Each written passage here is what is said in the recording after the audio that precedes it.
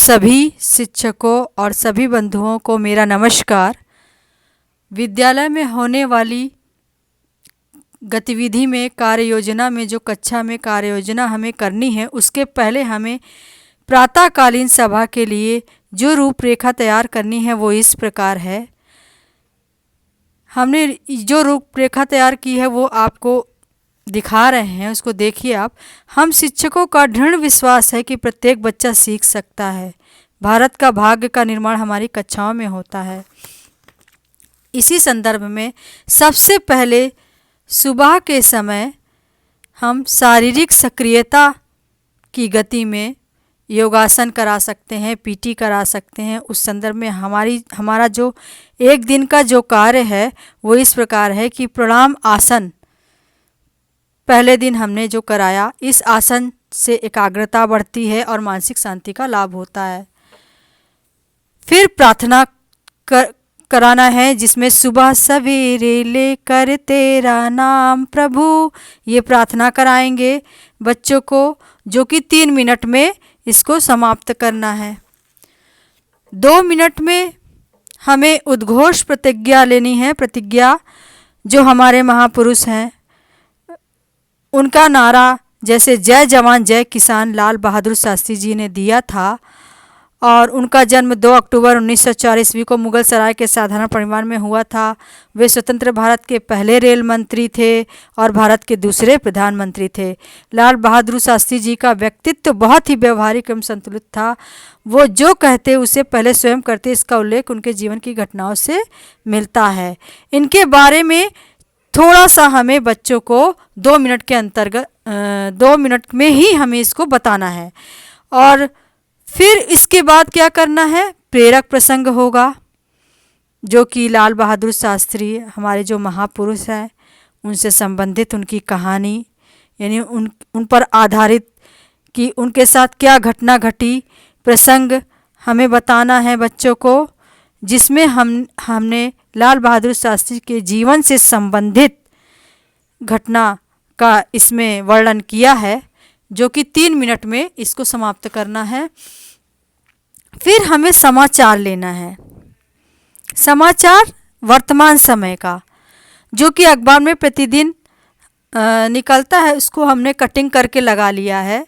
ये मेरे लिए आसान हो गया है कि क्या क्या जो है घटित हो रहा है, उससे मुख्य जिससे अर्थव्यवस्था से संबंधित है, महिलाओं से संबंधित है, सामाजिक समस्या से संबंधित है, और इस समय जो किसानों के लिए जो समस्या चल रही है, जो हड़ताल कर रहे हैं, उससे समाचार हमने बताया है इसमें, और खेल से संबंधित समाचार है। उसके बाद हमने सामान्य ज्ञान का, जो कि बहुत ज़रूरी है, 2 मिनट का कार्यक्रम सामान्य ज्ञान का है, जिसमें 5 प्रश्न हमने लिए हैं, राष्ट्रीय प्रतीक के बारे में बताया है। फिर 3 मिनट का स्वास्थ्य एवं अन्य जागरूकता पर चर्चा करेंगे, जिसमें हमने अपने कक्षा के अनुरूप ही, कक्षा 5 के अनुरूप ही आपदाएं और उनसे बचाव के संबंधित टॉपिक लिया है। और इसमें हमने जो आपदा का अर्थ क्या होता है इसके बारे में बताया बच्चों को। आंधी, तूफान, बाढ़ जब संकट जब व्यापक रूप में ले लेते हैं तो उसे आपदाएं कहते हैं।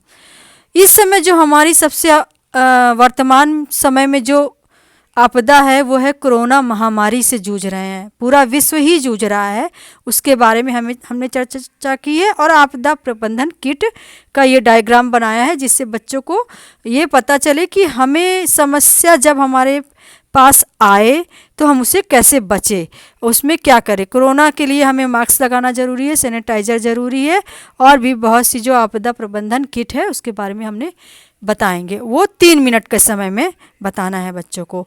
फिर संवाद कम्युनिकेशन में के अंतर्गत जो दैनिक जीवन में शिष्टाचार हैं या विभिन्न अवसरों से संबंधित कोई बात है, कोई विषय है, उस पर संबंधित हम लोग चर्चा करेंगे, वो बच्चों से आपस में चर्चा करेंगे। प्रोत्साहन की गति के अंतर्गत वो 5 मिनट का समय है, जिसमें जो बच्चा अच्छा कार्य कर रहा है और जिनका जन्मदिन है उन बच्चों को हम प्रोत्साहन प्रतिदिन देंगे। आवश्यक निर्देश एवं सूचनाएं हम लोग हमेशा फ़ोन से देते ही रहते हैं। उससे संबंधित 2 मिनट का समय है जो कि हम बच्चों को, जैसे कोई परीक्षा संबंधी, नवोदय परीक्षा संबंधी भाग लेना या उड़ान प्रतियोगिता में अभी बच्चों ने भाग लिया, वो भी हम लोग फ़ोन से सूचना और निर्देश बच्चों को दिए थे कि इससे संबंधित बच्चों आप लोगों को पोस्टर बनाना है और समय समय पर जागरूकता संबंधी सूचना पर जो प्रतियोगिता कराते हैं उसका भी सूचना हम लोग बच्चों को पहले से देते हैं। ये 2 मिनट में हमें उन्हें सूचना देनी है। राष्ट्रगान ये हमारा लास्ट यानी 52 सेकंड का है, इसको भी हमें फिर कराना है। ये प्रार्थना सभा की रूपरेखा है। उसके बाद हमने ये कक्षा शिक्षण हेतु रणनीतियाँ एवं तकनीकी के बारे में जिक्र किया है। इसको हम आगे चर्चा करेंगे।